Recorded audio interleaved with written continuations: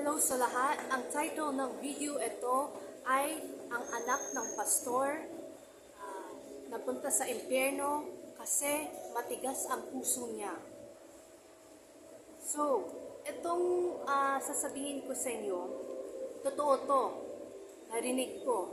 At yung anak ng pastor ng lalaki, yung ang tigas ang puso niya, ayaw niya magsisi sa mga kasalanan niya.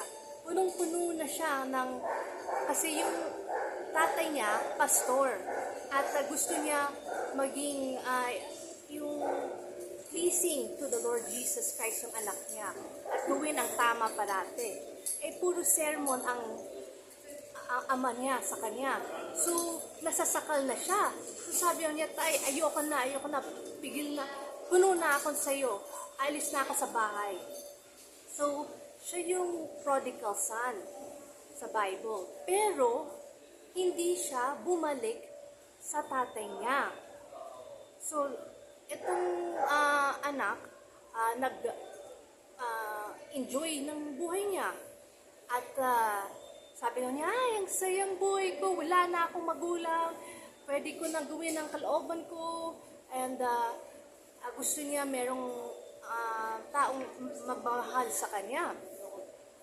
Nakita ni Satanas na, ay, itong ganun, anak ng pastor, sige, ganun, dalhin ko ang anak ko ng babae para ma-seduce siya, para hindi siya mag-repent, and sana, when mamatay siya, kasama niya sa impyerno ang anak ko.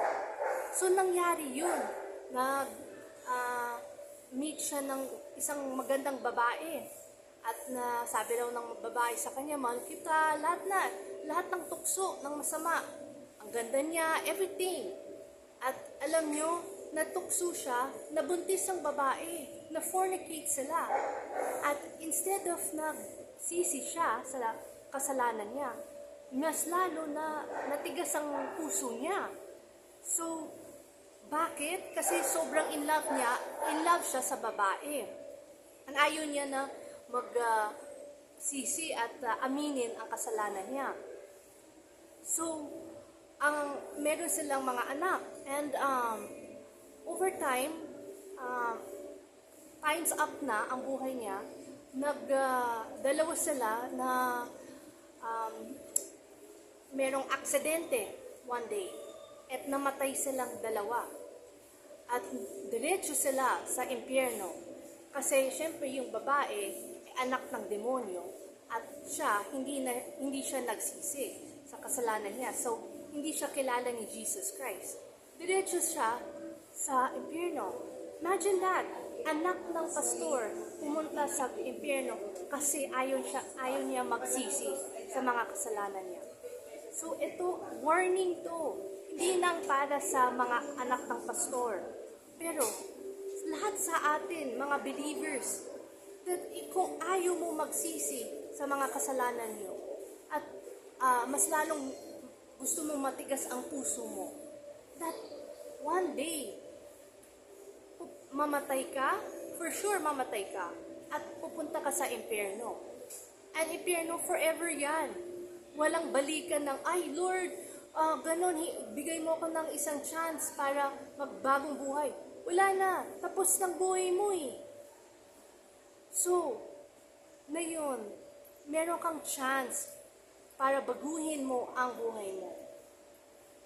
So, wag mong matigas ang puso mo. When marinig mo tong mensahe, itong mga videos ko, sana ma-melt ang puso mo at magsisi ka sa lahat ng kasalanan mo para makapasok ka sa langit.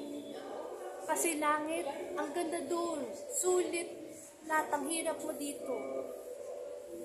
Yung pagod mo, lahat.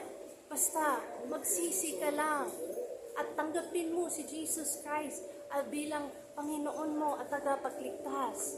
Mahal ka niya eh.